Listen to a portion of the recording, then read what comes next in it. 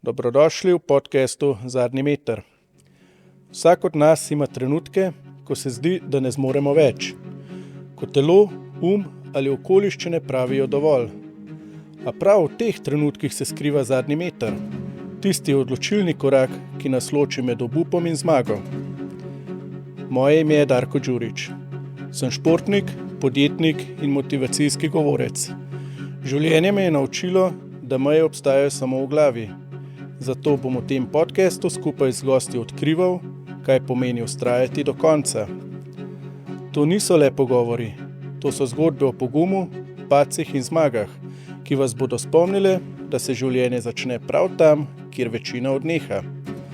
Dobrodošli v Zadnji meter. Čas je, da ga preplavamo skupaj.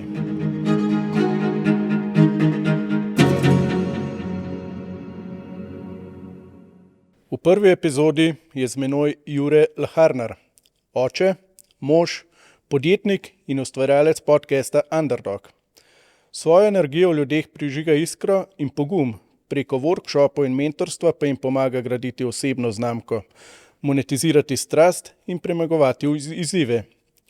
Jure verjame, da se pravi premiki začnejo pri nas samih, ko razumemo, da nismo naše misli.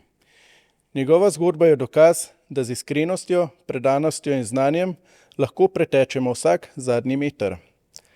Jure, živjo. Pozdravljen, Darko. Ful sem vesel, da si moj prvi gost. Kakšna čast, stari. Tudi jaz sem zelo vesel zate, da si naredil ta korak pa štartil podcast. Ker veliko ljudem rečeš podcast, ful imaš zapovedati, del svojo zgodbo. In ko pridejo do tega, da je dejansko to treba sprovesti, šele vidiš, koliko zahteva to enih stvari, organizacije, keša na konc dneva. Ne? Tako da vsaka čast, stari, zelo sem vesel zate in verjamem, da ti bo to dal več, ko misliš, da ti bo dal. Jaz sem ful vesel, da me je ful folko pogumljal na tej poti oziroma da sem se odločil za podcast, ker vedno sem na eni strani, ko govorim, pol na drugo stran sem rekel, da bi rad tudi ljudem dal priložnost, da povejo svojo zgodbo, mogoče tako pogumimo ljudi, da se kdaj izpostavijo ali pa kakšne ovire premagajo, tako da po mojem najboljše, da kar začneva. Ja, tudi filozofija, ki si jo povedal v introtu, tudi to mi je zelo, zelo, zelo všeč, ker dejansko to je ta second wind, ali ne vem, ko neko športno aktivnost delaš, misliš, da ne moreš več. In če si sposoben iti čez to, čez ta glasek v glavi, ki ti prav ne moreš več, ko greš enkrat čez to, pol kar dobiš neko novo energijo, nek nov zagon, rečeš, kaj sploh bilo tisto in si sam vesel, da nisi odnehal takrat, ko je bilo težko. Pak si šel čez to, malenkost več, ko misliš, da si zmožen, in ti si živ dokaz tega in si zbral si pravo filozofijo, s katero želiš pač tukaj goste peljati čez pogovor. Zakaj je Zadnji meter? Pismo, daj mi ti povej. Ker vse 3 zlate medalje, ki sem jih dobil, sem jih v Zadnjem metru na velikih tekmovanjih. Čakaj, kaj do zadnjega metra si bil drugi? Tako je, ali pa 4., 3. in na koncu v zadnjih 2-3 metrih sem vedno prehitel konkurente. Finish hard, Ja, in to je bilo tako in sem pa razmišljal, kako bi nagovoril ljudi in ti Zadnji meter. In tudi, ko sam nisem verjel, pa sem videl, tle so ljudje blizu, gremo naprej in bam, zmaga. Sam dejansko pač sej ne veš, da je zadnji meter. Ali tako, ali zavestno veš, ko plavaš, da si na zadnjem metru? Včasih veš, včasih ne. Enkrat sem mižal, pa nisem vedel, kje sem. Ja. Ampak kar eno energijo najdeš in narediš tisto, kar moraš. In zakaj misliš, da si v tem zadnjem metru naredil tisto razliko? Po mojem manifestacija. Verjel sem, ja. Mislim, da takrat, ko res verjameš, narediš tisti preskok in nadpovprečen rezultat.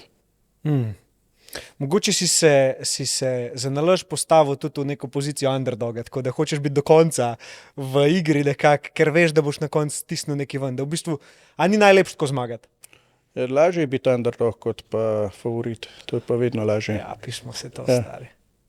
Lažje zate, pa težji v očeh ljudi, ki gledajo. Ja, ker pritisk je takrat, ko si na vrhu. Pa kdaj povej, ko si prišel od Jureta underdoga do Jureta, ki ljudem pomaga, da niso več underdogi? Sej jaz mislim, da sem še kar underdog. Saj hočem se tako pozicionirati. Sej po moje to zelo izhaja iz te neke moje izkušnje, tudi športa predvsem, ker sem igral ameriški fuzbal. Po sajzu, po moči, po hitrosti nisem bil nikoli med, tako da bi rekel, ljudmi, ki so izstopali kot najboljši, ampak imel sem pa noter nek srce, neko strast, nek drive, a veš rek, ki je it's not the size of the dog in the fight, it's the size of the fight in the dog, torej, da ni pomemben, koliko je velik pes v boju, ampak kakšen boj se znotraj psa odvija. In jaz sem to vedno imel. No. Ne, da bi si rabo karkoli dokazati, ampak zmeraj je bil ta, stari, če pa meni rata, če pa jaz lahko premagam te zdaj ljudi, ki zgledajo na ven veliko močnejši, hitrejši od mene, pismo je bila to lepa zgodba. In so me tudi navdihovale vedno tako neke zgodbe ljudi, ki so bili v izgubljenem položaju, pa so pol prišli ven, ali pa da so jih ljudje odpisali in so jim tako pač fakiča pokazali in rekli, kva boš pa zdaj rekel. Veš, tako, to je, mislim, da ta neka filozofija underdoga. In tega ne bi rad nikoli izgubil. Ne bi rad bil tist, kar rečejo ljudje, najboljši. Taj pa najboljši, ne vem, podcaster v Sloveniji. Ne, pač nočem. In prvo, zato ker nočem nekih primerjav z drugimi, recimo, ne vem, s Klemnom, me dostikrat primerjajo. Sem tako, jaz pa Klemen sva v zelo dobrem odnosu. Zdaj ni primerjave, on dela nekaj avtentičnega, jaz delam nekaj avtentičnega, ti delaš nekaj avtentičnega. Zakaj bi to smatrali kot konkurenco, če vsi dajemo svetu nekaj dobrega? In vsak zadovolji nek sklop poslušalcev, za katere je on najboljši, skozi svoj filter. In ne vem, se mi zdi, da od vedno sem imel nek tak občutek v sebi, da mi je nekaj več namenjen, da nisem izkoristil svojega potenciala, tako malo sem imel nek chip on the shoulder, tako, a veš, ne bi se hotel zadovoljiti z nekim povprečnim lifeom ali pa, ne vem, da bi mislil, da sem že vse naredil in da zdaj lahko sam ležim in, ne vem, gledam, opazujem. Tako da, ne vem, včasih se mi zdi, da so bile lih tiste situacije, ki sem mogel vztrajati, ki sem mogel iti preko sebe, ki nisem videl poti, pa sem vseeno delal neke korake, da so bile točno te situacije tiste, ki so me oblikovale v to, kar sem danes. In da ni v bistvu, da sem šel od ene verzije do druge, ampak sem cel čas oblikoval eno verzijo. Samo z različnimi orodji pa mindsetom, ki se je odražala na to, kako ta verzija mene na ven zgleda, deluje. Kako se ljudje ob meni počutijo. In se mi zdi, da sem zdaj prišel do neke točke, kjer res živim to, kar sem, in nimam nobene potrebe, da bi bil kaj drugega, ko stopam v sobo, da bi nekaj glumil, da bi me ljudje sprejeli. Dovolj mi je, da sem to, kar sem, in verjamem, da delam dobro. No. Tako da ja, to je nekako, če bi ti lahko to pot opisal. Največja razlika, da včasih sem mislil, da moram biti nekaj več, zdaj pa v bistvu mislim, da ne rabim biti nič več, da je točno tako, kot je, tako, kot mora biti. Prav, si sam sebi dovolj. Ja, tle je bil ja, ta klik. Dokazal v bistvu tudi na neki točki, no. Dokazal na neki točki, da z vztrajnostjo, tako kot si sam povedal, da z vztrajnostjo in ko si začneš zaupati, da boš ostal discipliniran, da boš pač gradil naprej, da ne boš podlegel postem uma, pohlepu, užitku, takim zadevam preveč, da boš ostal fokusiran na nek cilj in da se seveda zavedaš, kaj ta cilj oziroma bolj kot cilj neka pot, kamor želiš priti, nek trajektorij, smer je, pol je veliko lažje vztrajati, no. Ker dejansko se zavedaš, da delaš nekaj, kar je več od tebe, se lahko malo distanciraš od tega svojega ega, svojih misli, da ne jemlješ stvari tako osebno ali pa misliš, da se gre zate tukaj. Tako pač razbremenite in si pol tako. No, jaz sem samo svojo nalogo prišel kle narediti in vsi ostali, noben ni več ali pa manj kot jaz. In s tem zavedanjem je vse veliko lažje, kot pa da posod vidiš grožnjo, konkurenco, ne. Ti se kar težko pol, ti si pol tako malo zagrenjen. Ja, tudi me je ful pomagala ta filozofija, da v bistvu se življenje ne dogaja meni, ampak skozi mene. Ne? Se pravi, sem samo del neke zgodbe. Pa res nehaš tako gledati vse osebno, ne, ko te nekdo zafrkne ali pa ko se počutiš izdan in pa rečeš, ne, nisem bil jaz izdan. To je pač, on je nekaj naredil, kar je mene zadel, ampak nisem del te zgodbe. In bam, greš naprej. Ne? Tako da, pa je bil kakšen prelomen trenutek mogoče, ki je tebe kaj zadel, da si začel spreminjati to? Ja, v glavni je bil, ke so mi umrli v pol leta, najprej babi, pol dedek, pol pa še oče, a ne. Tisti je bilo nekaj takega, kar me je res resetiralo. Postavili pred neko popolnoma novo sliko življenja, ki jo nisem pričakoval, a ne. In si tako, okej, v redu, zdaj denar mi ne pomeni nič več. Čas teče čisto drugače, kaj je prej tekel. Edina stvar, ki si jo želiš, ni mogoča, a ne, sploh v tem obdobju, ki je oče umrl, se pravi zadnjih 14 dni, ki sem bil z njim. Karkoli lahko narediš, pa ne boš spremenil dejstva, da on gre, a ne. Ni. In sprejetje tega je bilo po moje nekako prvo, kar je meni odklenilo neko novo perspektivo, torej, da je življenje večje od mene, da sem jaz nihče iz vidika tega, koliko imam vpliva na to, kar se dogaja. Ne?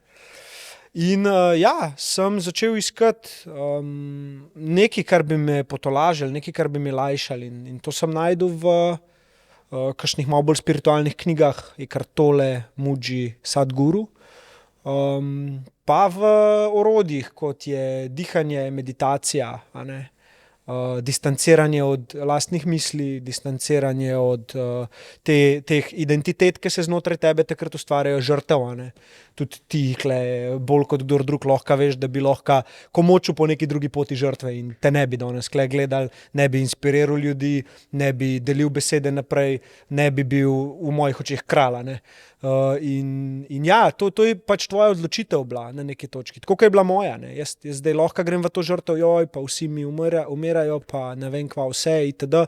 Ampak ni bilo tako sploh. Jaz sem si samo takrat rekel, okej, še zmeraj lahko nekaj dam očetu, a ne, tudi če odhaja. In to je bila ljubezen. Sem rekel, pač moj edini driver bo, da delam iz ljubezni. Da ga gledam iz ljubezni, da ga poslušam iz ljubezni, da govorim iz ljubezni. Kar pomeni, da ne delam nekaj pogojeno, da bom nekaj dobil nazaj, ker on gre. Jaz ne bom zaradi tega, če bom jaz zdaj tukaj njemu karkoli naredil za njega, da bo on ustal. Ne, pač te opcije ni. Torej, tam noter sem po moje jaz našel nek način delovanja, ki sem ga potem iz tega ven nesel tudi naprej v življenje, ker sem bil tako, zakaj ne bi z vsemi ljudmi tako delal, ne? Zakaj ne bi z sabo tako delal, ne? In kar sem se takrat naučil je v bistvu to, da imaš vedno izbiro, kako na neko situacijo reagiraš, in če hočeš reagirati, da je dobro zate, reagiraj z ljubezni, a ne? Ali je to sočutje, ali je to razumevanje, si bo vsak pri sebi razjasnil, ampak nič nisem delal zase, no, tako bom rekel. Pa sem največ naredil zase do zdaj v življenju. Takrat, ko nisem delal za lastno, ne dobro, ampak za lastno korist. Paradoks, ja. In kle občutek imam, da je bilo zelo malo umsko, zato ker sem jaz v teh trenutkih čutil tak mir včasih, da sem vedel, kaj se dogaja. Vedel sem, da oče umira. Ampak jaz sem bil tako pomirjen s situacijo, jaz sem tako dobro počutil, Darko, stari. Tako, prav spomnim se, enkrat sem šel v neke 4 runde Wim Hofa, a ne, se pravi 30-40 vdihov, izdihov in pol v retenzijo, v retention, 2 minute, torej izdihneš in držiš. In jaz znotraj tega sem bil tako, koliko je vse lepo, a ne. Koliko je vse magično, ne vem, ali sem malo skup padel takrat, ne razumem, kaj je takrat bilo, ampak kar sem čutil je bilo samo obstoja, ne. Brez neke potrebe po identifikaciji z unim delom sebe, tem delom sebe, da imam nek vpliv na to situacijo, na uno situacijo, nič ni bilo treba narediti, ne. Samo pač biti. In dejansko, ko sem prišel iz tega ven, sem bil malo šokiran, istočasno pa pomirjen. In pač sem pogledal očeta, ki je takrat bil že itak na morfiju na koncu, a ne. Kar pomeni, da je že malo tako delusional, bolj ka ne, ni nekega govora ali pa karkoli, bolj je samo neko sanjarjenje, a ne. In sem ga gledal in se sam spomnim, da so mi začele solze teči od hvaležnosti za njega. Sem vstal, sem ga objel, sem rekel, rad te imam, stari, in samo nasmejal se mi je. In jaz sem takrat videl, ok, on mene še vedno sliši, jaz njemu še vedno lahko veliko dam. A ne bom pa dobil več v zameno odgovora ali pa objema ali pa karkoli. Se pravi, tudi tega ni več. A sem jaz če kar sposoben kle s tem biti zadovoljen, da je to zame dovolj, in bilo je dovolj, a ne. Bilo je dovolj. Jaz sem tam čutil tako magijo in pol še mami, a ne, ki je bila zraven, ker sva drug mu dajala prostor, pa se nekako držala gor. Sva tako vest tam sklenila in tudi ona mi je pol kasneje rekla, ker sem jo povabil na 100. epizodo podcasta, ne, sem imel z mami, mi je v tej epizodi rekla nekaj, ki me je pač, ki so solze začele teči, ker mi tega prej ni nikoli povedala, in to je bilo, da v tej situaciji me je začela zares spoštovati, ker je dejansko videla, da se lahko zanese name, a ne.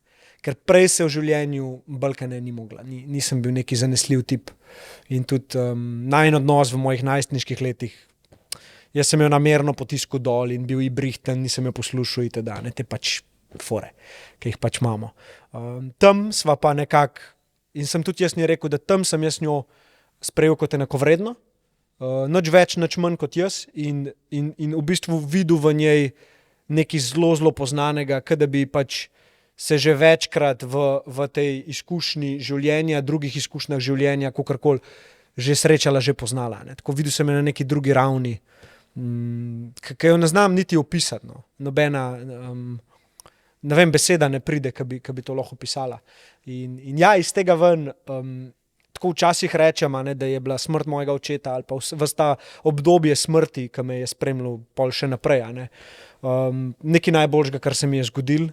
In je to zelo težko dojeti kot nek zunanji opazovalec, ne? Ker avtomatsko skozi svoj filter gledaš, ampak dejansko mi je to toliko dal. In še zdaj skozi mene lahko ta filozofija in moj oče in moj dedek in moja babi in vse, kar se je nabralo, vse zgodbe lahko živijo. Skozi neko verzijo mene, ki je drugačna, ki je v bistvu nekako bila zredirana, zato da se je pol lahko sestavila z drugimi vrednotami, no, tako bi rekel. Da sem si zares pustil živeti sebe. Ja.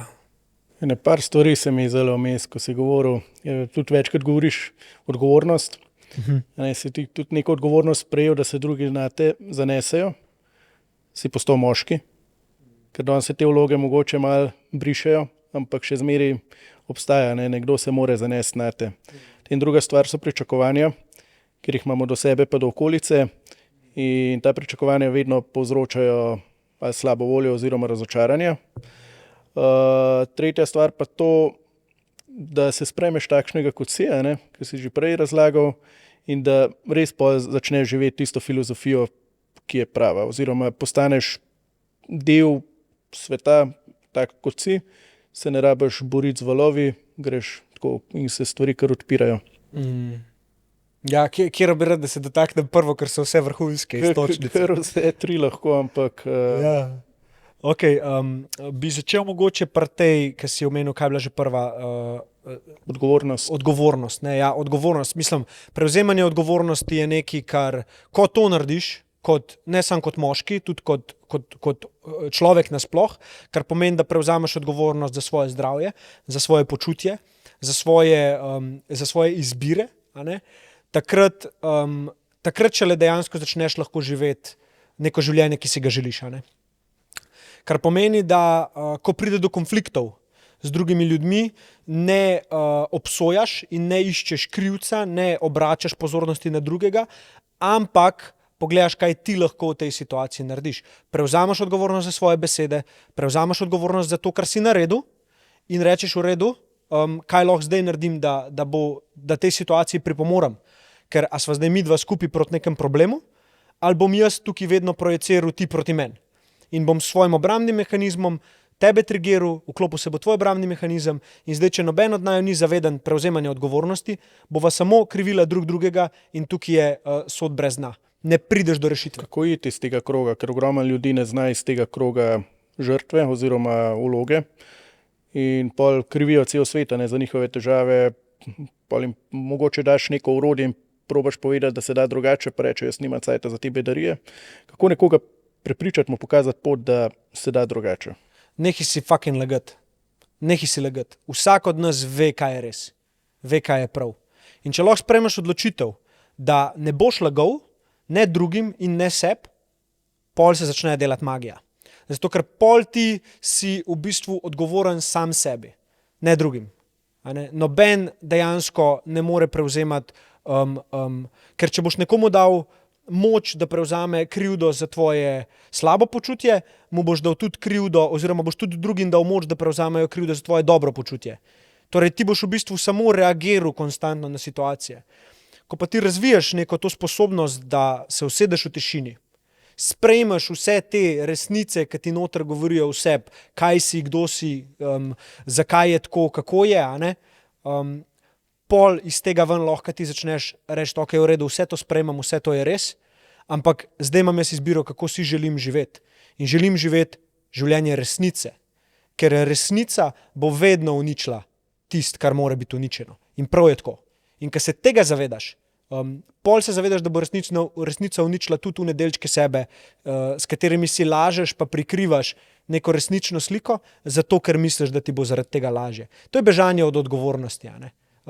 To je kako si lagal staršem, a ne, da si se učil doma, pa se v bistvu nisi. Prikrivanje te laži ti ogromno življenjske energije vzame. In jaz sem preprosto pač prišel do točke, kjer se mi to ni več zdelo smiselno. Se pravi, nočem lagati, raj se bom soočil z resnico, povedal, kako je in nosil posledice. In tle mislim, da je catch. Ljudje se bojijo nošenja posledic za lastna dejanja. In ko si enkrat pripravljen te posledice sprejeti in biti ok s tem, pol pač dejansko ti lahko šele začneš resnico zares sprejemati. In pri meni se je preprosto tako zgodilo, da sem se večkrat spustil v tišino, večkrat bil sam s sabo, se soočil z lastnimi strahovi, s temi glasovi v sebi. Imel sem pa že orodje, da sem vedel, da se z njimi ne povezujem, da se ne poistovetim z lastnimi mislimi. Po domač povedan, da vem, da nisem svoje misli. In takrat je lažje, zato ker se zgodi nekaj. Ti si sposoben v situaciji, ko pride do neke te ali spomina ali nečesa, se zgodita dve stvari. Ena, v telesu se ti pojavi nek občutek nelagodja ponavadi, ali je to nek krč v trebuhu, stisne v prsih, v vratu, v grlu, a ne? In zraven se pojavi zgodba, zakaj te stiska. In v trenutku, ko ti ločeš te dve, na občutek in zgodbico, se lahko odločiš, kam tvoja pozornost gre. In tle se zgodi una magija. Ker ti enkrat se odločiš, da bo tvoja pozornost na tem občutku, ki se je zgodil, ne more biti na misli. In misel bo odplavala. In večkrat, ko to treniraš, se pravi, to so neke vaje čuječnosti, da se fokusiraš čisto preprosto, sediš v tišini in se fokusiraš. Ok, začutim desno koleno, začutim levo ramo, začutim prsen koš, itd. Bolj se naučiš ti aktivno usmerjati pozornost in si manj podvržen temu, da ti tvoj krade pozornost in pač greš v ta zombie mode, ki te vleče v misli in jih rešuješ z več mislimi in v bistvu rečeš ja paradoksu ko uporablja samega sebe, zato da sebe spoznava. Ne? Torej, z misli rešuješ tako, da ustvarjaš več misli in tle se zaciklaš. In tle večina ljudi pač gre pol v te težke občutke, pozornost pa nikoli ne gre na občutek, samo na misli. In zato te občutki ratujejo čez daj hujši. Ne? In vsi dobri psihoterapeuti, ki jih poznam, vsi dobri zdravilci, ki jih poznam, uporabljajo to za nek steber, za nek začetek grajenja, kako bi rekel, zaupanja med človekom, ki je prišel po pomoč in njimi. In to je prvo orodje, ki ga ponavadi predajo. To v bistvu, da ti se naučiš nekako soočati z lastnimi mislimi in se dezidentificirati, karkoli je beseda, se pravi, da se ne identificiraš več z njimi, uporabiti za to, da se zbudiš. Ne? To je pol načeloma tisto, kar ti pomaga, da ne zaplavaš v ta tok naprej. Ne? In izkleven pol dejansko ti prevzemaš odgovornost za to, kakšno odločitev sprejmeš, ko se zbudiš. Ne? Ker recimo, ko se ti zgodi nekaj hudega, mislim, da je indijanski pregovor, ali kje sem ga prebral v eni knjigi, da ko se ti zgodi nekaj tazga, ker ti recimo sproši jezo, te zadaneta dve puščice. Ne. Prva puščica je ta, ki te pač preseneti in na to nimaš vpliva, ta bo bolela, triggerate, jezen rataš. Ne. Pol pa te zadane še druga puščica, nad katero pa imaš vpliv. Ker po prvi puščici si se ti zavedel, da si jezen in ko se zbudiš iz te iluzije, si rečeš, ok, v redu, a jaz še kar rabam biti jezen, a lahko to zdaj uporabljam kot nekaj, kar me je zbudil in se distanciram od te jeze. A ne? Naredim nekaj dobrega zase, prediham, se omaknem, pustim, opazujem samo te misli. A ne? No in ta druga puščica je tista, ki večino ljudi zadane, zato ker nimajo tega orodja, da se zbudijo iz iluzije, da se jim dogaja nekaj hudega. Ne? In to je ta žrtev ponavadi, ki jo vlečejo. Ne? To, da si ti jezen, to je pač naraven odziv tvojega telesa, to je pač mehanizem. To, da pa ti držiš mulo, pa kukaš trmo, pa zamero držiš, to je pa odločitev. To je odločitev, da ti sprejemaš identiteto žrtve in ta žrtev se ustvari v nas v življenju, zato da dobimo pozornost. A ne? In tako smo se naučili. Ampak v trenutku, ko se ti zavedaš tega, lahko rečeš, ne bom tega delal. A ne? Jaz bom pač sprejel odgovornost, nočem biti žrtev, sprejemam odgovornost za to, kar se je zgodilo deloma, in tudi pričakujem oziroma želim, da ti sprejmeš odgovornost za svoje ravnanje. Zakaj? Ker se zaradi tega jaz zdaj tako počutim in mi ni ok, da si to naredil. A ne? In tukaj je pa pol tisto postavljanje mej, ta asertivnost, ki iz tega vam pride. Ki prinese samozavest, ki prinese še večje prevzemanje odgovornosti in tako dalje. A ne? Pa vem, da sem zdaj šel globoko v to noter. Ampak Ful dobro, zato ker lani sem bil v Londonu na Landmark forumu in je ravno to, ločevanje zgodbe od dejstev. In občutek je realen, realna stvar, zapuščenost, karkoli jeza, vse se dogaja, ampak zgodbo, ki jo pa ustvariš okoli tega, pa sam potenciraš to. In danes je ful modern, vsi govorijo, da overthinkajo, ali pa govorimo kdaj, in eno misel nadgradiš z drugo in pol gotoviš, da si se zaciklil v lastnih mislih not. Ta overthinking je tako dober termin, ker ga moraš sam spremeniti. Sam spremeniti moraš besedo. Ni problem v tem, da preveč razmišljaš, problem je v tem, da premalo narediš. A ne? Sam to je. Pač ni fora v tem, da nekaj delaš preveč, fora v tem, da nekaj ne delaš. In to, da ljudi obrneš k temu, da samo naredijo en majhen korak, jih bo vedno peljal stran od misli. Ker pozornost pač gre v to, da ti nekaj dejansko narediš. Zdaj, kaj narediti, je nekak proces, ki ga miselno, predelamo zato, da lahko to stvar naredimo. Ampak še zmeraj jo moraš pol narediti. In overthinking se zgodi v bistvu takrat, ko mi vemo, kaj moramo narediti, ampak prokrastiniramo zaradi nesigurnosti ali pa čisto preprosto zaradi tega, ker nimamo nekega jasnega sistema oziroma discipline, ki nam bo pomagala pri tem, da delamo majhne korake konstantno. In zato je zelo težko priti iz teh temačnih mislih, iz depresije, iz teh zadev.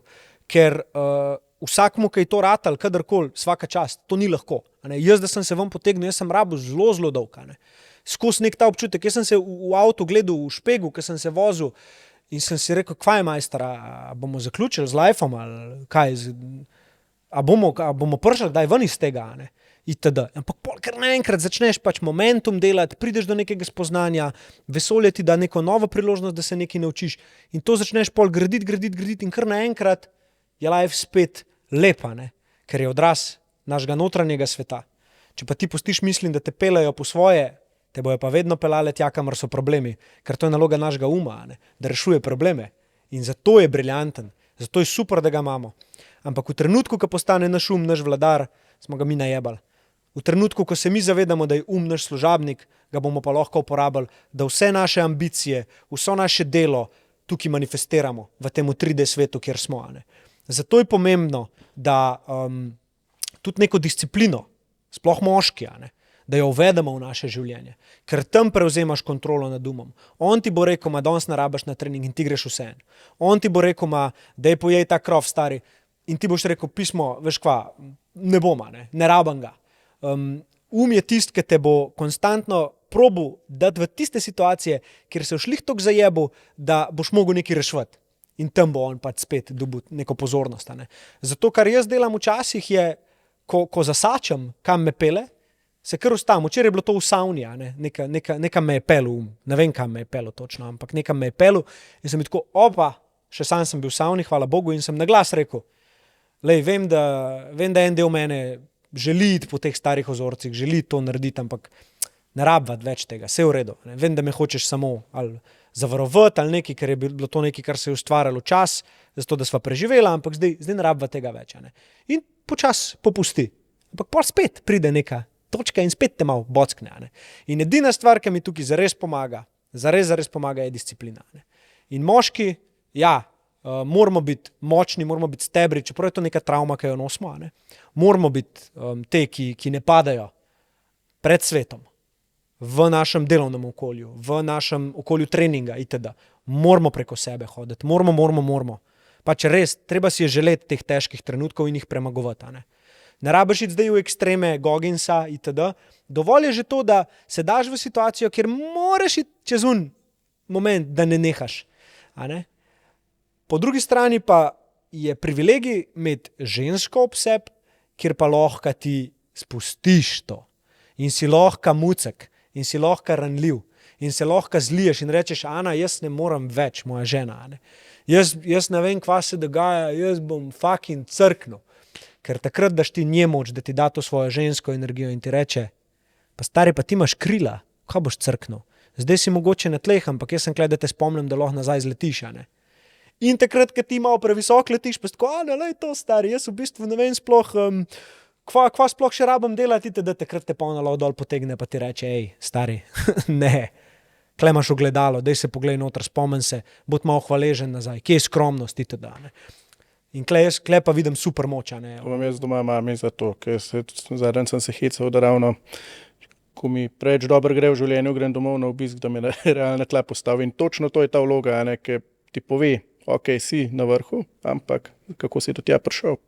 Privilegij je, da jo toliko spoštuješ, da jo slišiš. Da verjameš njeni verziji tebe, ki ti želi dobro, da si pripravljen sprejeti resnico v sebe. Ne?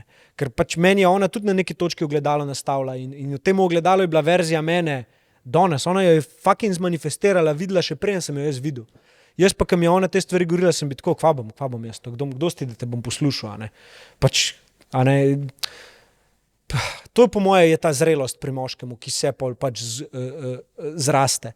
Da ti tudi poslušaš druge ljudi, sprejemaš njihovo mnenje, ampak prevzemaš odgovornost za svoje dejanja. Torej, jaz lahko tebe slišim, spoštujem, hvala ti za vse, ampak če jaz pol ne naredim teh stvari, ki jim verjamem, da so dobre zame, je to malo plunko faco tega, ker ti dejansko si je vzel čas, da ti je pač povedal resnico. In privilegij je tudi, da je oboje smerno, da te ljudje tudi puščajo tebi, da jim poveš, kaj bi ti mogoče spremenil ali pa mogoče, da jim lahko izpostaviš neke vzorce, ki jih mogoče ne vidijo, kako reagirajo na stvari, veš. In to se mi zdi, da je neko res veliko spoštovanje in da kle pokažemo mi enakovrednost med spoloma. Ne v tem, da smo oboji lahko isto karierno uspešni in da ženske zdaj morajo dokazati moškim, da one tudi zmorejo. To je taka past uma, v katero smo padali, da glava boli, če mene vprašaš. In toliko smo se distancirali od tega bistva, da moški in ženska vsak igrata svojo vlogo in sta tukaj, da drug drugega podpreta in skupaj lahko ustvarita veliko več, kar mislimo, da lahko ustvarita. Daš ji seme, da ti life. Daš ji hišo, da ti dom. Daš ji spodbujaš njeno moč intuicije, da ti fucking kompas, stari. Ker sem jaz začel svojo ženo spodbujati v temu, da je ona intuitivno vedela, s katerimi ljudmi naj sodelujem, s katerimi ljudmi ne, kaj so neke potencialni faili za moje biznise itd. Jaz sem njo samo poslušal. Sem rekel, odkje tebi to? Je rekla, tako čutim. In ker sem jaz dejansko videl, da sem v praksi, ker sem bil malo skeptičen, sem bil tako dober, še zmeri sem jaz tist, ki vod, moram prevzeti odgovornost. Ampak ker sem jaz v praksi videl, da v bistvu, če dobro pomislim, jaz imam podoben občutek, sam prekritje z racionalo, pa mojimi slabimi izkušnjami, pa ranami, pa puščicami v hrbtu, ker se jaz zdaj hočem zavarovati. Za njo je bilo pa to tako easy. Spozna človeka, tam je pa ful všeč. Spozna človeka, njega pa ne morem. In sem rekel, kako greš lahko tako hiter iz enega ekstrema v drugi ekstrema. Rekla je, ne znam ti razložiti. Ne znam ti razložiti, ampak tako vse čutim. In je bemo mater skoraj vedno imela prav, ne. Prosti čekovnom, ne vem, malo. V redu ne bomo cenzurirali. Tako da ja, iz tega vidika se mi zdi, da je pomembno in tudi ena izmed, ne vem, kako bi temu rekel, verjamem, da je treba o tem več govoriti in vračati malo to tradicionalnost nazaj v naše življenje in se zavedati, kje lahko moški podpremo žensko in kje ženska lahko podpre moškega. In ja, verjamem, da bo zdaj marsikakšna ženska, če bo to poslušala, ki je v neki karieristični fazi trenutno, rekla, evo še en, ki me hoče dati v kuhno ali pa za šporget, ne gre za to, ne gre za to. Gre za preprosto za to, da smo zmožni ustvariti spoštovanje drug do drugega in ne delamo nečesa, da bi poveličevali en spol, ker s tem avtomatsko pomanjšujemo drugega. In če zdaj pogledaš, pač veliko žensk išče neke partnerje, ki bi bili pač, ne vem, ekstra samozavestni, ekstra iniciativni itd., ampak jih preprosto požrejo svojo energijo. Preprosto se jih moški ustrašijo in se jim podredijo, kot da so njihove mame. In kle, pač, če ti želiš ob sebi imeti sposobnega tipa, močnega tipa, samozavestnega tipa, mu daj možnost, da to je. Ampak vedi pa, da ko si izbiraš partnerja, da pride tukaj zraven delo, predvsem na sebi, in da če hočeš najti nekoga, ki ti je kompatibilen, moraš biti že od čim prej v partnerstvu iskren. In je boljš, da greš narazen z nekom, ki nisi za skupaj, pa da pač ostaneš dolgo skupaj samo zato, da pač imaš nekoga ali nekaj. Zdaj sem zaplavil, Darko, sorry. Ampak ja, tako nekako moj pogled na to, ko ga vidim. To je spet odgovornost in Je, na koncu dneva. Vse bova se do istih stvari vračala, ker so vse izhaja iz tebe. In tukaj tudi, prevzemanje odgovornosti definitivno, ampak tudi izražanje lastnih občutkov in ustvarjanje prostora, da nekdo drug tebi lahko pove, kaj ga teži, kako se počuti. Ne, da te obsoja, kaj ti delaš, ampak da ti pove, kako se on počuti zaradi tega, kar ti delaš. In tam se skriva ta moč, da lahko kot partnerja skupaj gresta proti temu problemu. Zakaj se nekdo tako počuta? Veš, ker lahko izvira to iz iz nekega nezaupanja, ali pa iz nečesa, kjer je neko pomanjkanje, ki si ga nekdo ne upa priznati. In več, ko smo sposobni resnice o sebi sprejeti, večja je možnost in potencial za našo rast. In na koncu dneva gre samo za sprejemanje resnice. In resnica je vedno premik naprej. Vedno te pelje tja, kamor moraš iti. Vedno. In dokler ne sprejemaš resnice in si ne želiš resnice od nekoga drugega, svoje resnice, boš bolj ka ne ostajal v nekem comfort zonu, kjer ti ni treba iti naprej v bistvu zares. Tudi tam uživa. Ampak nekaj ti pa noter govori, dej, čas je, dej gremo malo naprej. Zato pa včasih rata pretežko držati neke laži, in pač pol izbruhne ven človek in se mu sesuje life, ampak pol izklevan lahko ostane. Jaz sem imel to ogromno težavo, ker sem dolgo časa držal stvari v sebi, probal sem se prilagajati, probal sem biti tako ustrezati, se dokazovati in pol sem imel občutek, da so me ljudje razočarali, zlorabili oziroma moje zaupanje, izkoristili mene kot persono, in na koncu, ko je prišlo do konflikta, jaz nisem odreagiral tako, kot bi se želel, sem bil jezen, sem popizdil, sem v bistvu vse podaril, kar sem prej gradil. In ravno ta občutek te nemoči v tistem trenutku, ko probaš eno situacijo rešiti, pa jo ne moreš rešiti na način, ko si želiš. In jo rešiš samo, mene so vsi prijatelji zajebavali, da s to mojo roko jaz skozi opletam, in da sem kao pizdil, v srednji šoli sem bil zmeril, in to je bil tisti moj, ko se to reče, zaščiten znak. In na koncu sam se uničuje življenje s tem, ker sploh ne rabiš biti v nekih okoljih, ki ne rabiš biti, ne spadaš noter, pač greš naprej in pusti za sabo te stvari. Ful dobra iztočnica drugače okolja, koliko dejansko sami sabotažiramo naš življenjski stil s tem, da se dajemo okolja, ki sploh ne podpirajo življenjskega stila, ki ga mi želimo živeti. Prvo je že to, s kom se družiš, kdo so tvoji prijatelji. Tudi ta rek, da postaneš verzija 5 ljudi, s katerimi se najbolj družiš, je zelo, zelo resnična. Ne? Zelo, zelo resnična. In tudi, veš, kakšen imaš doma. Ne? Ti želiš imeti urejeno življenje, pa človek pride k tebi domov, pa je vse razmetano. Ne? Ja, kakšen bo to, pač, če ti skozi v tem okolju ti sebi daješ informacijo, da tako želiš živeti, da si zanemarjena. Ne? In ti pa hočeš naven nekaj drugega. In služba, veš, koliko ljudi pizdi, joj, pa ta, pa mi teži tam v službi, pa ta šef je smotan. Zameni okolje, najdi drugo službo. Ja, ne moreš to kar tako, to ni tako lahko. Ja, prvo pa pač živi v tem okolju, ki se bo odrazil na tvojem počutju. In ena stvar še, ki si rekel prej, da si pizdil in si takrat vse, a ne hotel reševati, to je taka past. Da mi hočemo reševati situacijo takrat, ko smo pod ekstremnim čustvenim nabojem. A ne? Ko mi želimo delati dobre odločitve v življenju, je najbolj, da je to nihalo, če ima na eni strani ekstremno prijetne občutke, pa na drugi ekstremno neprijetne občutke, je najbolj, da je na sredini mir. Ko smo mi pomirjeni, ko so naše osnovne življenjske potrebe zadovoljene, bomo sprejeli najboljše odločitve. Ko bomo mi v teh nihanjih, bo bolj ne fight or flight, ne? Kar je tudi dober za določene situacije, z razlogom je fight or flight pri nas, ne? Da se aktivira ta del živčnega sistema, ne? Je simpatični ali je te drug, se ne vem.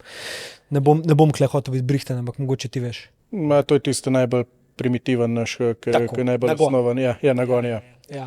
Takrat reševati situacijo ni dobro, sploh če sta oba v tem stanju, ker bo samo hitro greš v ta obramben mehanizem in uno svojega in je ego na ego. Imam eno zanimivo izkušnjo in kolega mi je zaupal, kako se do svoje žene obnaša. Ne? In je pač dal jasno vedeti, da je kreten do nje, ampak da mu to ni všeč. Ne vem, zakaj mi je začel to zgodbo govoriti, kar naenkrat so se začela o tem pogovarjati. Na uro so se dobro pogovarjali, so ugotovili, da pač on si želi boljšega odnosa, da jo ima rad, ampak da pač zaradi neke situacije, ki se je zgodilo v preteklosti, on vedno tako reagira. In sem rekel, da je pogovarjati se s kom, jaz nisem strokovnjak na tem področju, ampak sem rekel, povej ljudem okoli sebe, ki jim zaupaš in povej, kva čutiš in ti bojo oni pomagali. Ne? Čez 2 meseca pokličajo, da so boljše. Ne? In na isti način sem probal in mu drugemu paru pomagati in smo se pogovarjali. Tako, ja, dajte malo, kva imate rada drug na drugem, zakaj ste skupaj. Bolj smo šli v to, bolj ste se kregali in se obtoževali, kva drug narobe dela. Ne? In ravno to je tisto, to pa ti veš, ker delaš workshope in coachinge, a si coachable ali nisi, a si pripravljen slišati resnico ali ne. Ja, dejansko. In vse to ugotoviš sam s prakso. Ker na začetku, ko začneš to delati, konstantno je prisoten ta sindrom vsiljivca, imposter sindroma. Ne. Tako vsakmu, ki probaš nekako pomagati, ti je en glas tukaj in odgovori, pa kdo si ti, da boš celo človeku pomagal? Yeah. Pa dejdo, ne. Ampak pač jaz preprosto sem sam sledil temu, kar sem čutil. In bolj, ko sem govoril neke lastne izkušnje, kako sem jaz premagal neke lastne izkušnje pri sebi, bolj sem videl, da pomaga ljudem. Ko da v bistvu sem ugotovil, da jaz nisem kle, da komurkoli dajem na svete, ampak sem bolj ne tukaj zato, da sprejmem verzijo nekoga, ki pride k meni in ga probam spodbuditi k temu, da se vpraša, kakšna verzija bi rad, da odide. In moje prvo vprašanje na coachingu je, kad greš danes ven z te sobe, kaj hočeš, da je drugače, pa kako se hočeš počutiti. In grem čist na ta pristop k temu. In pol človeku pustim, da gre sam nekako v te stvari, ki hoče iti. Enkrat je to strategija za marketing, enkrat je to strategija za personal brand, enkrat je to reševanje nekega problema na nivoju email marketinga. A veš, enkrat je pa to, pač počutim se kot drek, stari. Mislim, da nisem nič zmožen. Ok, super, greva malo pogledati, zakaj tako misliš. In tako, izogibam se nekim teh terapevtskim zadevam, če vidim, da nekoga res vleče v neko globjo travmo ali karkoli, ga bom raje usmeril na ljudi, ki so pač delajo točno to. In mislim, da je kle pač prva stvar, ki jo jaz pokažem ljudem, je, kako jaz resnico v sebi sprejemam, kako jaz skozi lastne izkušnje upam povedati, da sem tudi jaz enkrat bil izgubljen itd. In pol mislim, da kle se ustvari neko to zaupanje in mi folk reče, teh stvari pač mi ni bilo nikoli toliko lahko povedati, kot tepa. In sem tako, ja, pač mogoče zato, ker ne obsojam, ker vidiš v mojih očeh, da karkoli mi poveš, I don't give a fuck, stari. Pa mi lahko poveš, kaj si dobrega naredil, pa mi lahko poveš, kaj si slabega naredil. Jaz bom vedno navijal za te. Ampak bom navijal za to, da živiš tisto verzijo, ki jo želiš ti živeti. Ne, kaj jaz mislim, da je dobra za te. In tudi workshopi, veš so, To je konstanten proces učenja zame. Pa zdaj ta 6. odpiramo, z Gejo ga delava. Ne? Zdaj že 6. workshop odpirava. In po vsakem workshopu se jaz vprašam, s kom si zares želim delati, kjer ljudi želim privabiti in kaj moram mogoče bolj izraziti skozi lastne objave, marketing, podcast, da bojo te ljudje mene najdeli. Ne želim prepričevati ljudi, da pridejo k meni. Tega bi se rad znebil. Ampak, kad ti prodajaš nekaj za 3 jurje, pač moraš malo ljudem pomagati, da sprejmejo odločitev. In še zmeraj bi pa rad pomagal tistim ljudem sprejeti odločitev, kar res čutijo, da je to za njih. Ker so že nekaj ustvarjali, ker so na neki točki biznisa in pač življenja, kjer so si dokazali, da je to v praksi že dobro, da lahko delajo, da lahko živijo od tega. In potem, kako zdaj mi to auditamo, kako zdaj mi to predamo neka orodja, recimo en del tega workshopa poteka v naravi, se gre predati orodja dihanja, ledene vode, velike tišine, tema in se potem pač to predaja tudi tem ljudem, ne samo neke strategije. AI, tehnologije, to zapakirati noter v workshop. A veš, in kad ti dviguješ nivo svojega workshopa, jaz mislim, da se tudi dviguje neka prečka, kjeri ljudje bojo pršali, kjeri ljudje se bojo čutili poklicane. In kle po eni strani sem tako, zakaj ne ratuje to čez dali laži, da ljudje pridejo, in potem si pač nalijem čistega vina, je zato, ker ti tudi ratuješ boljši, ker ti tudi rasteš. In ja, kle vidim v bistvu, da te workshopi, coachingi, mentorshipi, ki jih delam, dejansko meni pomagajo, da rastem. Ker lahko grem z ljudmi v njihove izzive in sem jaz primoran biti v situaciji, kjer sem najboljši. In to je reševanje izzivov. Na kjerkoli nivoju. Moj način razmišljanja je vedno usmerjen k temu, da iščem rešitev. Se ne ukvarjam preveč s problemom. Ko mi ljudje začnejo govoriti zgodbico za tem, zakaj je problem, pač jih kar prekinem. Lej, ni to fokus. In iz tega ven pač vidim, da si to želim še naprej delati. In želim pa pač, da pridajo do mene tudi ljudje, ki mi dajo res izziv. Tako, zdaj pred kratkim je prišel do mene en fant, Luka, ki je zakupil 10 sessionov pri meni, in to mi je najbolj delati tako, da je nek dolgoročen proces in enkrat na 3 tedne ima session in on v bistvu dela neko AI v povezavi z računovodstvom, nek svoj sistem gradi, svoj produkt razvija. In ta fant je zelo, zelo, zelo inteligenten. Ampak, ko si ti toliko močen v svojem umu, te ta hiter lahko pele in ti odvzema veselje do dela, ti odvzema vlečete stran od miru, lastno vrednost pogojuje s tem, koliko je naredil itd. No in mi dva imava zelo dober, ker ping-pongava med mindsetom pa strategijo, med mindsetom pa project managementom, in med mindsetom in disciplino, oziroma to je povezan. Marketing, mindset, disciplina, vse, in kle mene drive, ker me konstantno daje v situacijo, kjer moram jaz pogledati, ok, kako jaz zdaj pri sebi double checkam, a to, kar jaz njemu govorim, sam delam, in sem hiter na tem, ok, če jaz njemu brihtem, da mora biti discipliniran, pa jaz nisem, tega ne sprejmem, ne bom mogel tega sprejeti. To je tako, kot foter, ki s čikom v gobcu govori otroku, da ne kadi, ma fuck off, stari, kaj mi kažeš vzor, in uživam v tem. 2 punce imam, oziroma mamo in hči, ki delata prevzem počas pa transformacijo podjetja, zelo uspešnega v Grosuplu, fizioterapevtskega, in želita spremeniti način, kako se z ekipo dela, spremeniti način, kako one dve med sabo delata, spremeniti način, kako storitve tržijo itd. Predvsem pa, kar jaz vidim, da sta prišle one dveh meni, je, da data neki tretji osebi možnost, da pogleda na situacijo in pove, kaj je za narediti. Ker si ti v nekem bližnjem odnosu, hiter vključuješ neke te stare vzorce, pa lej, tako bo, kot sem jaz rekla, ali pa boš ti rajivno delala. In to ni cool. In takrat je ful dobro dobiti nekega zunanjega človeka, da ti pomaga narediti neko transformacijo v podjetju. In en privilegij, ki ga imam tukaj še zraven, ko delam coachinge, mentorshipe pa workshope, je, da se moja paleta ljudi konkretno veča skozi podcast. In meni podcast daje tukaj velik network ljudi.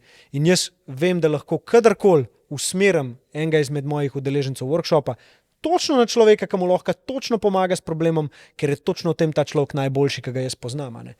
In kle se mi pa pol zelo lepo prikriža in kle se mi splača ustrajati s podcastom, čeprav je zame to strošek, plačevati ekipo, da se dajo ven vsebine, da se delajo epizode na višjem nivoju In iz tega ven se meni to ogromno povrne pol skozi načine monetiziranja tega, ne. Ali so to workshopi, ali so to eventi, ali je to karkoli drugega dajem na trg, ne.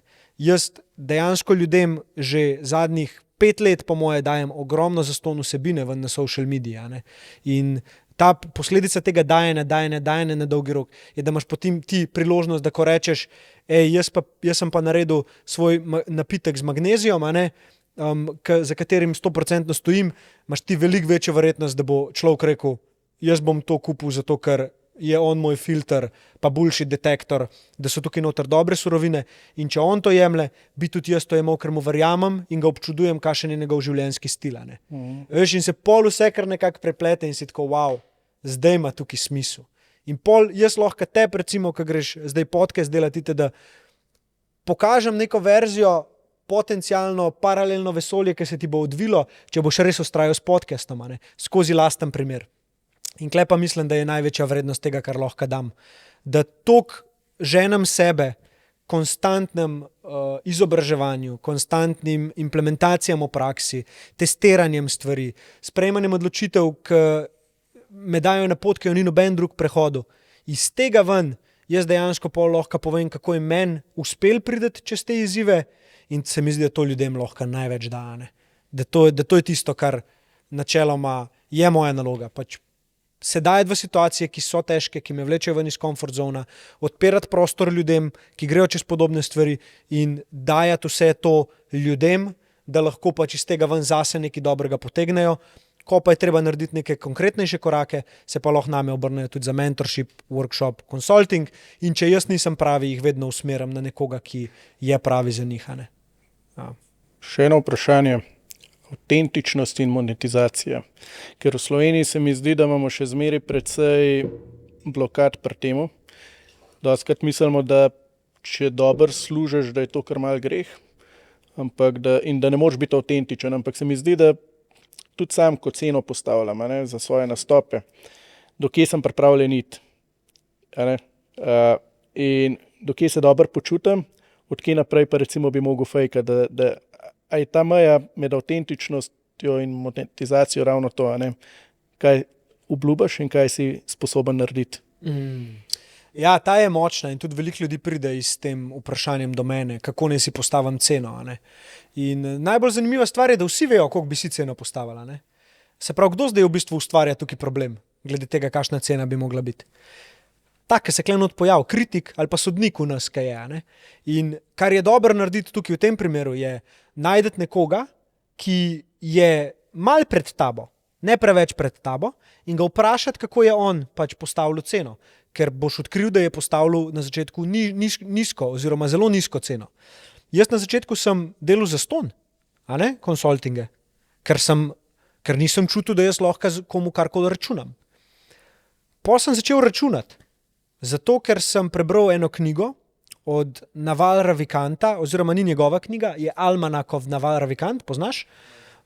No in tam noter zelo lepo piše, da si ti ne postavljaš ceno za svoje znanje, ampak si jo ovrednotiš, koliko je ura tvojega življenja vredna. Torej, koliko je tvoj čas vreden. Ovrednotiš v bistvu svoj čas in pozornost, ki jo boš temu namenil, a ne.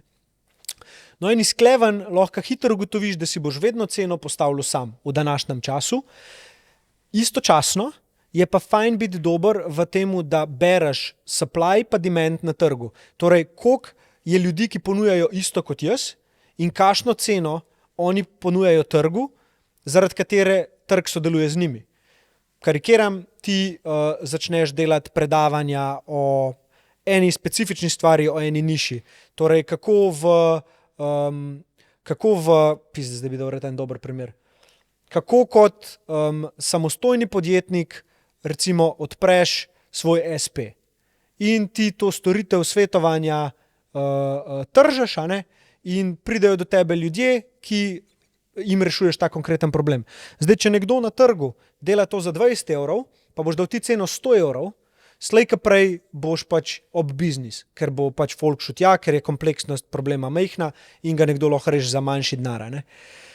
Bolj, ko si ti avtentičen, bolj ti lahko računaš za svojo storitev, zato ker dejansko tega na trgu ni.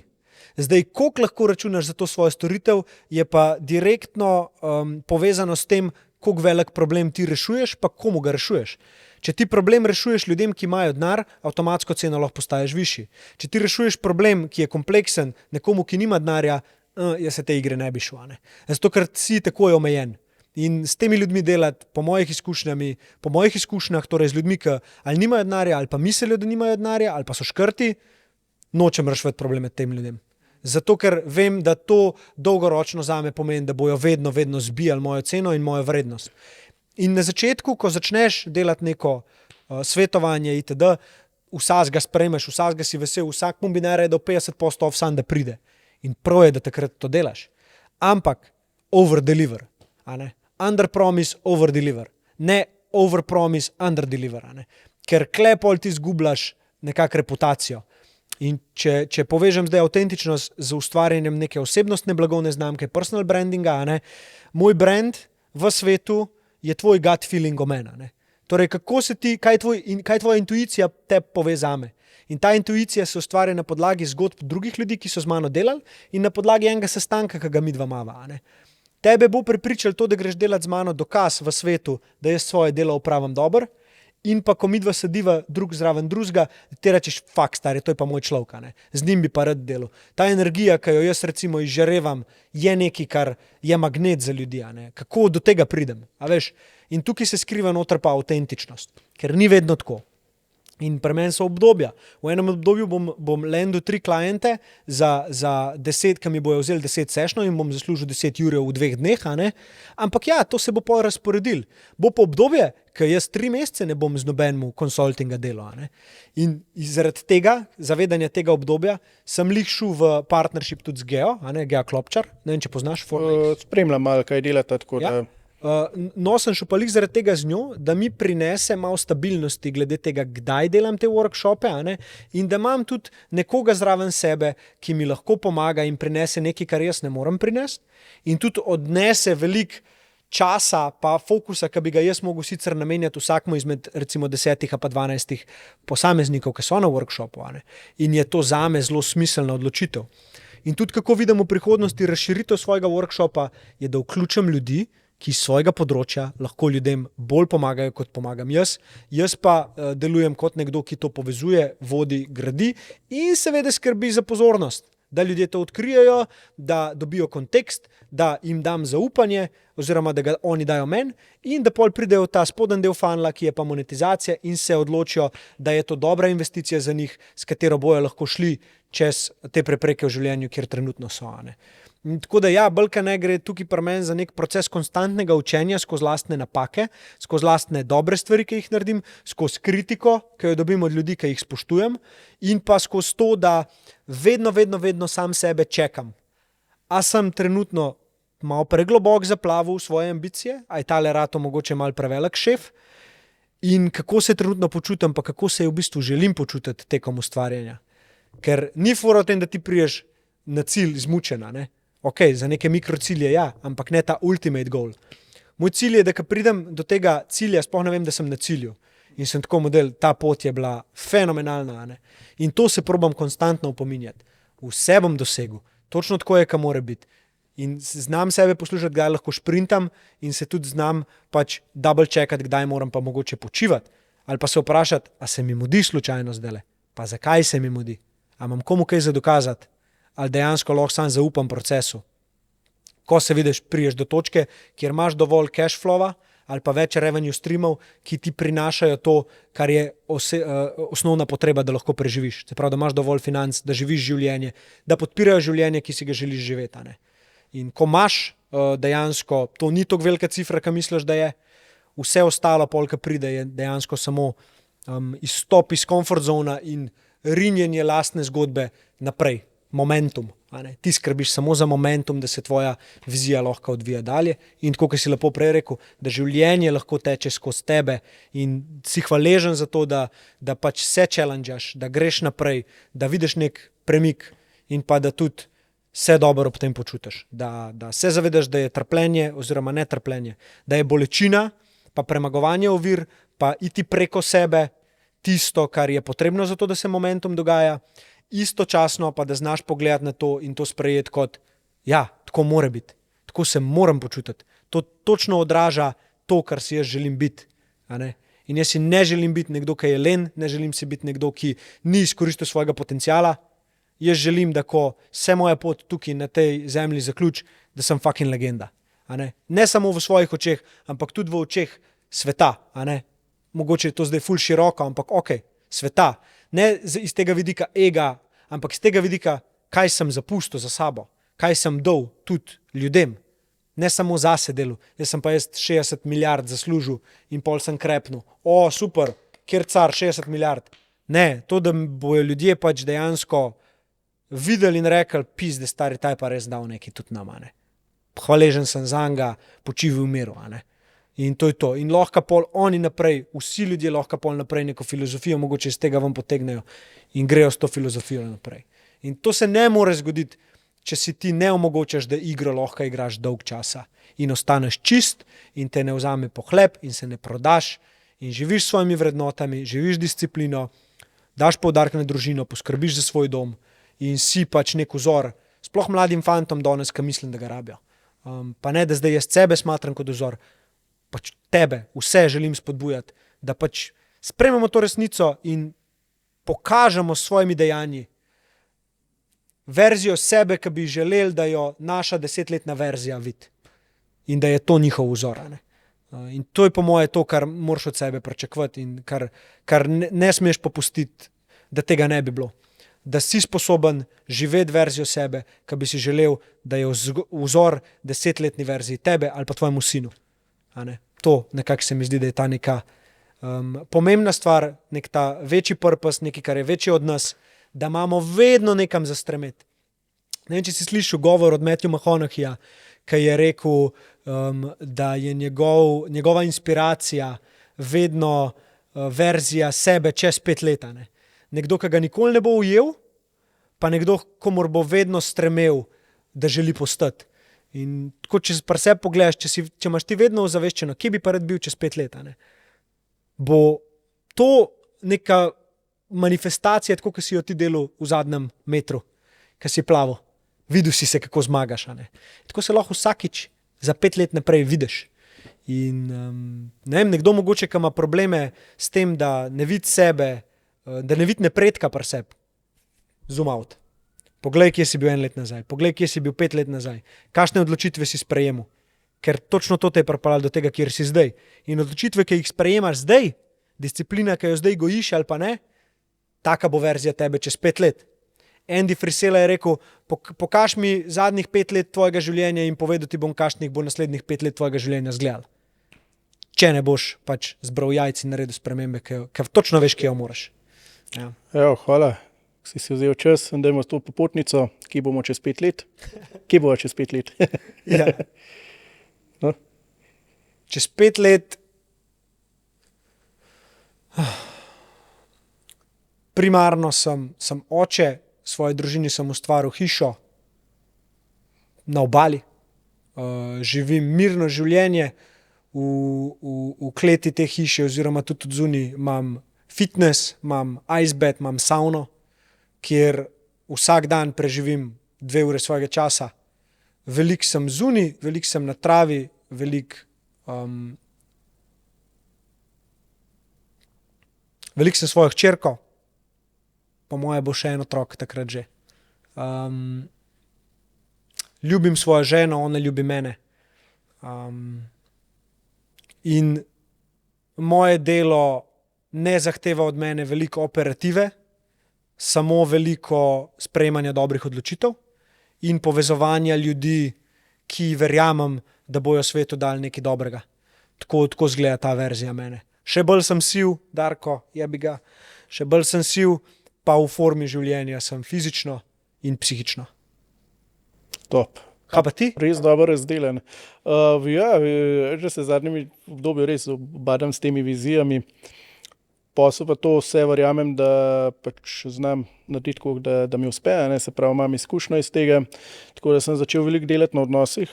Tukaj sem bil pa vedno bolj šibek, tako da sem se postavil, da bom čez 5 let mogoče v nekem, da bom v nekem ljubečem, varnem odnosu.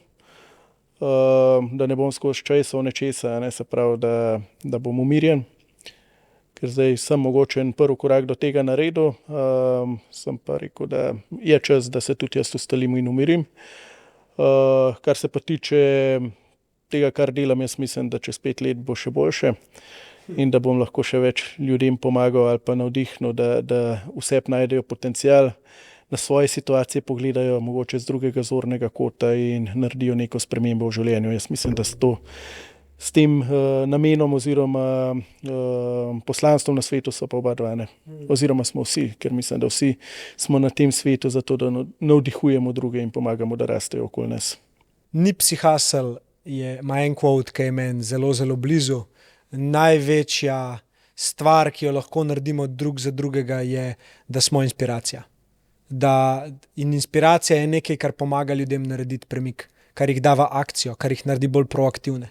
In to, kar si zdaj povedal, vrhunsko, jaz sem ti pa hotel sam reči, da zdaj, če jaz zoom outam najin odnosa, ne, in kako sva se spoznala in točka, kjer sem te jaz videl in tudi pol najini pogovori, ki so sledili, si ti meni večkrat rekel, ko sem te vprašal, kaj si pa želiš, kaj želiš biti, ne?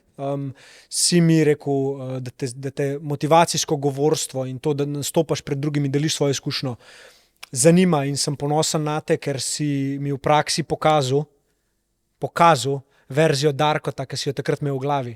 In če kaj spoštujem to, da človeka vidim, da je mož beseda. In ko reče, da bo nekaj naredil, to naredi in ti si to naredil. Ne?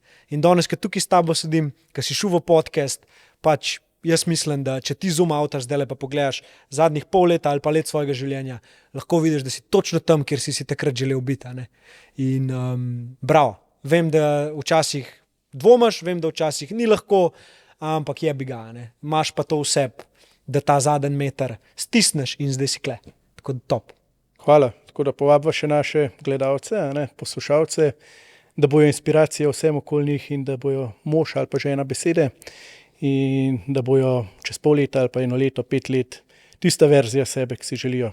Ja, in nekaj vam bom povedal, kar je moja izkušnja glede podcasta. Ko sem začel, sem vedno govoril, da mi bo vseeno za številke, vseeno za subscriberje itd., ampak dejansko, ko so ljudje začeli subscribati, se naročili na moj kanal, delili epizode, mi je to dajalo samo ogenj in energijo in sem neizmerno hvaležen za vsakega, ki je to naredil zame. Bi vam rad dovedel, da če vam je všeč, kar Darko dela, torej kar ti delaš, tako mu boste pokazali izjemno spoštovanje, izjemno ljubezen, ki jo zdaj še ne razumeš in jo boš razumel, ko boš videl, ko se ljudje odločijo, da ti sledijo, da spremljajo tvoje vsebine, da delijo epizode, je to nekaj najlepšega, kar se zgodi. No. Tako da to je že en step, ki ga lahko vsak naredi, če bi rad podprl Darkota. In pač ja. In tudi mene, če bi kdo rad spremljal več, Underdog Podcast, moji profili, Instagram, LinkedIn, ni mi bed reči, verjamem, da imam marsikaj dobrega zapovedati. Več ljudi mi je že tudi rekel, da že sam spremljanjem vsebin, ki jih ven dajem, je rata lažji na določenih področjih življenja in me tudi veseli, da greš ti v nekaj tazga, kar bo imel vpliv, kar daje impact in kar pokaže neko novo filozofijo ljudem, ki jo mogoče do zdaj niso videli. Tako da delte pa subscribite za Darkota. Hvala pa, da sem bil lahko tvoj prvi. Prvega ne pozabiš nikoli. Hvala, ki si prišel in si vzel čas. No, res, hvala ti. Hvala tebi. Respekt.